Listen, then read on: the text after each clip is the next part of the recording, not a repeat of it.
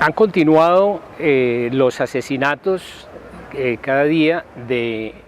combatientes, antiguos combatientes de las FARC y también de líderes sociales reclamantes de tierra en distintos lugares de Colombia.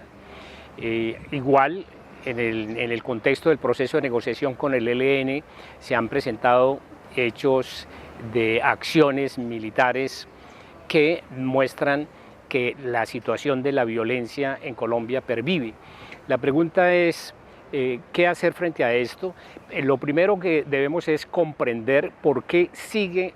presentándose estos hechos de violencia. Habría varios planos para poder analizar esto. Uno, en el más inmediato, es que se ha denunciado como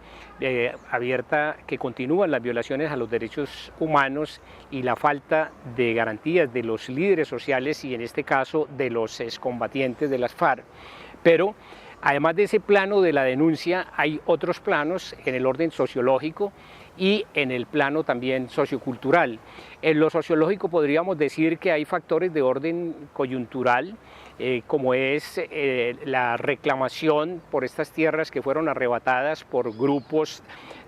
paramilitares, por grupos de terratenientes que hoy se apoyan inclusive en sectores dentro y fuera del Estado para impedir que los campesinos que perdieron sus tierras vuelvan a sus territorios y las reclamen. Pero históricamente, que sería un factor estructural, ha existido en Colombia una élite dominante que se ha negado a hacer mínimas reformas en el orden económico, en el orden agrario, y eso ha mantenido el conflicto. A nivel operativo, la mayoría de informes que se tienen hablan de la presencia fuerte en casi todo el territorio nacional de las llamadas BACRIN, como el Clan del Golfo, o el accionar del Ejército de Liberación Nacional, o algunas disidencias que quedaron de las FARC que no se sometieron al proceso de paz. Esas situaciones, digamos, hoy constituyen, digamos, factores claves de violencia, pero hay un elemento que poco se menciona de orden sociocultural, y es que históricamente Colombia, desde que se independizó de España, hemos tenido unas prácticas de violencia a partir de las guerras civiles que se desarrollaron en el siglo XIX y que continuaron en oleadas de violencia durante el siglo XX, lo cual ha hecho que se haya incorporado a la cultura de los colombianos estas prácticas de tramitar las diferencias, de reclamar los intereses, los derechos a través del uso de la fuerza. Por eso, ese es el modelo inclusive que la élite dominante ha impuesto en el país y que desde sectores inclusive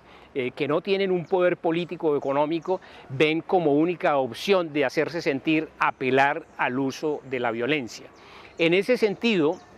pensamos que mientras por parte de los distintos sectores, no solamente del Estado, sino también el sector privado, los empresarios, tanto digamos de la industria como del campo, pero también los sectores educativos, los líderes religiosos,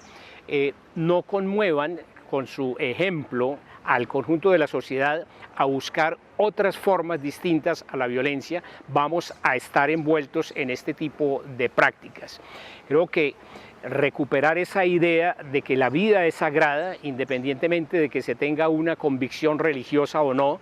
es necesario entender que las diferencias que tenemos los colombianos tenemos que buscar formas diferentes. En ese sentido, en la actual coyuntura electoral, es muy importante que los candidatos expresen su rechazo a todos los pronunciamientos que claman por el odio, por la venganza, por apelar al uso de la violencia.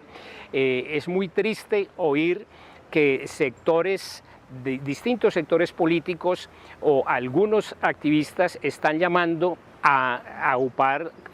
contra otras fuerzas que piensan diferente, y de parte de los líderes de los movimientos políticos, de los partidos políticos, no se oyen voces de llamar al orden, sino que en el fondo ese silencio hace cómplices, o por lo menos pareciera estar de acuerdo con avivar nuevamente el sentido de la guerra. Estamos en Colombia en algunos pasos avanzando hacia la paz, pero esa paz se ha visto truncada por todas estas prácticas de violencia, por lo menos esa paz política, porque la paz social todavía está muy lejos de alcanzar, que tiene que ver con el orden de la justicia social.